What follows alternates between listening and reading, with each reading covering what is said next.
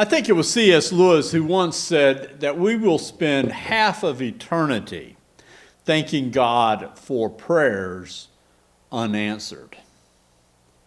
Think about this for a minute. One of the reasons for a prayer not being answered, or at least not being answered in the way that we would like, is that we don't know all that is going on around us in our lives or in the world. Much is hidden. And as a follower of Jesus, we are called to live by faith. For you see, we don't have all the answers, but we have faith that God has the answers. Now, such a life can be exhausting, as we're going to see with Daniel in our morning reading. Yet, as we're also shown here, God cares for those who humble themselves and who trust what God is doing in the world.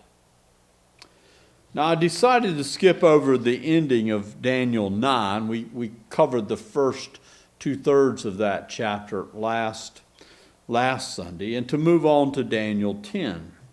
Daniel 9 speaks of 70 weeks and years, and it has been used in all kinds of ways by people to do that which we should not be doing, that is, trying to predict the future. And while it seems to be more of a modern problem, especially in the last 2 centuries, the roots here go way back. We want to know that which we can't know. I mean, that's what got Eve in trouble with the tree of knowledge. Writing about the end of Daniel 9, referring to the meaning behind these 70 weeks, Jerome, who was the great biblical scholar and translator of the 4th century, quipped. He writes this, he says, "I realize that this question has been argued over in various ways by people of great learning, and each of them have expressed his views according to the capacity of his own genius. And so I will leave it to the reader's judgment as to whose explanation ought to be followed." Hope you caught his sarcasm there. Even Jerome didn't want to go down that path. I would say that we would be entering territory that angels would refuse to tread, except that we're going to see in chapter 10 that angels are treading here. And that's good news, for someone needs to watch our back. The 10th chapter begins Daniel's last vision, and it's a long one. I mean, the 10th chapter sets up the situation, but the vision really goes on occurring through the 11th and the 12th chapters of the book. So let's now listen for God as I read from chapter 10.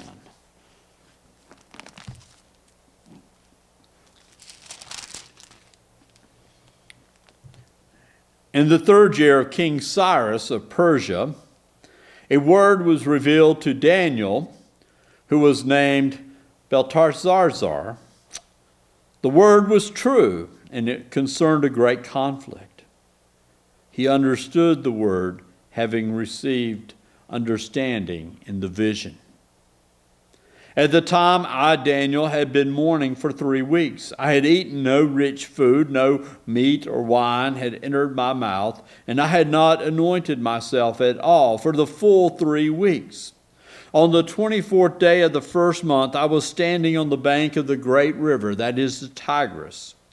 And I looked up, and I saw a man clothed in linen, with a belt of gold from Upsah around his waist. His body was like beryl, his face like lightning, his eyes like flaming torches, his arms and legs like the gleam of burnished bronze, and the sound of his words like a roar of a multitude. I, Daniel, alone saw the vision. The people who were with me did not see the vision, though the great trembling fell upon them, and they fled and hid themselves. So I was left alone to see this great vision. My strength left me, and my complexion grew deathly pale, and I retained no strength. And I heard the sound of his words. Then I heard the sound of his words, and when I heard the sound of his words, I fell into a trance, face to the ground. But then a hand touched me and roused me to my hands and knees.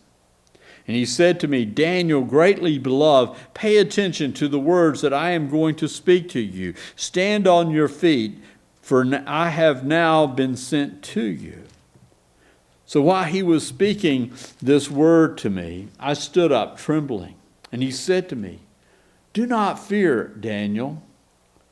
For from the first day that you set your mind to gain understanding and to humble yourself before your God, your words have been heard, and I have come to you because of your words. But the prince of the kingdom of Persia opposed me for 21 days. So Micah, one of the chief priests, princes came to help me, and I left him there with the prince of the kingdom of Persia. And I have come to help you understand what is to happen to your people at the end of days. For there is further vision for those days. When he was speaking these words to me, I turned my face toward the ground and was speechless. Then one in human form touched my lips and opened my mouth to speak, and said to the one who stood before me,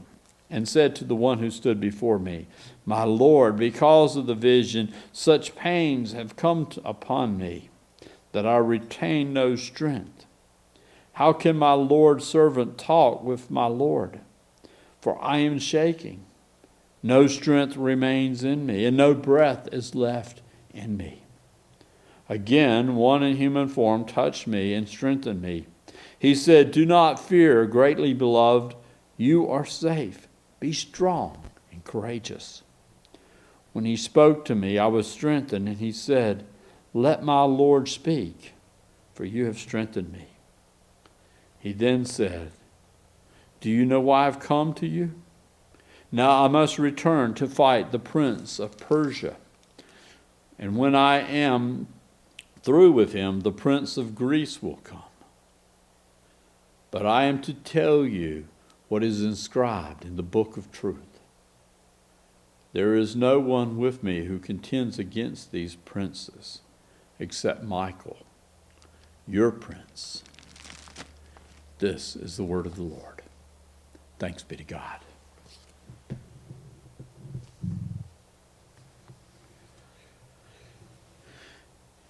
If the knowledge given to Daniel would be presented to us, we too would be overwhelmed and exhausted.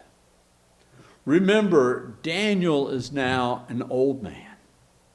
And this is almost more that his heart or that his body can bear. Now, this section begins, like many others in Daniel, as we saw even last week at the beginning of the 9th chapter, with a time stamp.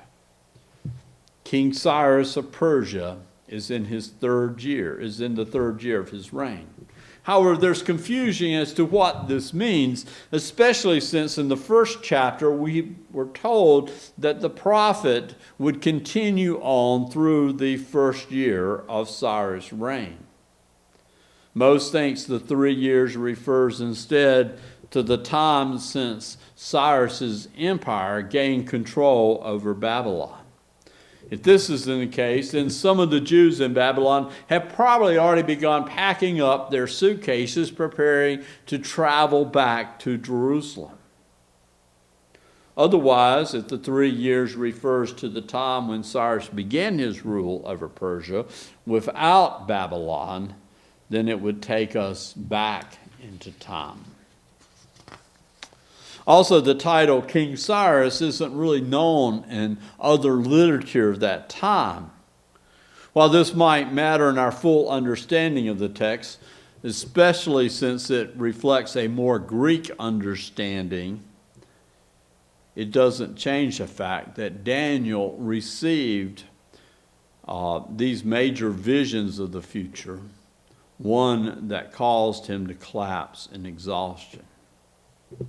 But it is in his exhaustion that God's messenger reassures Daniel and cares for him.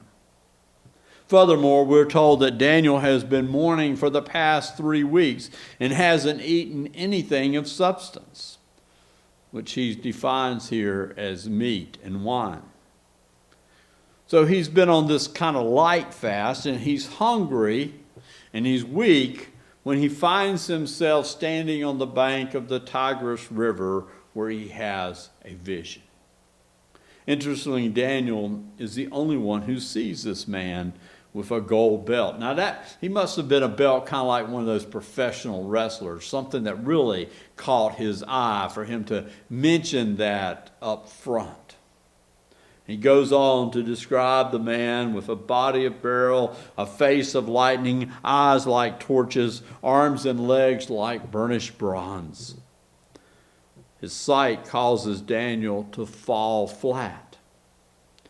Now, while those who are with Daniel cannot see this man, but they know something is happening. They kind of sense it and they flee. So much for being friends. They leave Daniel there alone by the riverbank. But this man, this heavenly visitor, ministers to Daniel. He helps Daniel rise first up to his hands and his knees, and then later to him standing on his feet. And he encourages the prophet, telling him not to fear, even though Daniel's shaking in his boots. The man offers celestial first aid to this troubled prophet. And as this man begins to speak, we learn something important. He has been sent to Daniel, but essentially he apologizes for his delay. It appears that he was ambushed by the prince of Persia. Obviously, though, he's not speaking about a member of Cyrus's court, but of some cosmic battle that is raging. And that he has battled this prince for 21 days. Interestingly, it's a number divisible by 7, another of Daniel's favorite numbers. He's only able to reach Daniel after Michael comes and takes over the battle, which indicates that this is a battle that is ongoing. It's not done with. Now, Daniel is promised a vision of the future that will include the fall of Persia, which we've already covered, as well as the rise of Greece, and a glimpse to the end of time. Interestingly, as I pointed out, this vision would have taken place after many of the Jews in Babylon would have been packing up and preparing to head back home, back to Jerusalem. Isaiah speaks of Cyrus as a deliverer, and Israel's history recalls how God worked through Cyrus to bring the exile to an end. But we see here that there is something less than savory about Persia, that God's messengers have to contend with these Persian spirits in this cosmic battle. But then if there's one thing clear about Daniel, human institutions and empires are far from perfect. So what we learn here is that this struggle is not just between groups of humanity, but it is a spiritual, ongoing battle. The Apostle Paul touches on this theme in his writing, warning in his letter to the Ephesians, "For we do not wrestle with flesh and blood, but against principalities, against powers, against the rulers of darkness of this age, against the spiritual host of wickedness in the heavenly places." Now, does this mean that Christ has not won the battle? No, Christ did defeat sin and death on the cross and with the resurrection. But the battle persists. One commentator likens this ongoing battle to the time between D-Day and the fall or the surrender of Germany. Because once we had that beachhead on France, there was little that Germany could do to keep us from conquering. However, the battle continued until they finally surrendered. Yes, Christ has won the battle, but that doesn't mean that Satan or evil is harmless, because evil still exists in the world. It still operates in the world. It still has power. It can still destroy and create havoc. Evil is corrupt. And one of the themes in the last half of Daniel is that human institutions are tainted and corrupt. While we can never create on our own a perfect system, one void of evil, we must still try to do our part. And our hope is that in the end, God intervenes and does away with evil. However, as we're all sinners, there is still a danger here. To remember that parable of the wheat and the weeds. The part of this chapter that provides us hope comes from how these heavenly beings minister to Daniel. In verse 12, we're told that Daniel, a man who had lived and had worked his entire adult life within a pagan kingdom, that his words have been heard by God all along, that God has not abandoned Daniel, that God has been listening to him. Going back to when Daniel first set out to discover God, God was already there for Daniel. And we can take delight in that kind of promise, that God is there for us. The other part is how this heavenly being administers aid to Daniel. In verse 19, he says, "Do not fear, greatly beloved. You are safe. Be strong and courageous." God always provided for Daniel's need, just as God will provide for our need. Daniel, as well as those of us who have packed up and headed back to Jerusalem, are going to continue to have challenges. That's what this vision will be showing. But as David reminds us in the 23rd Psalm, the Lord will lead us through the valleys of the shadow of death. Daniel reminds us over and over that we can take heart and trust God even when things appear challenging.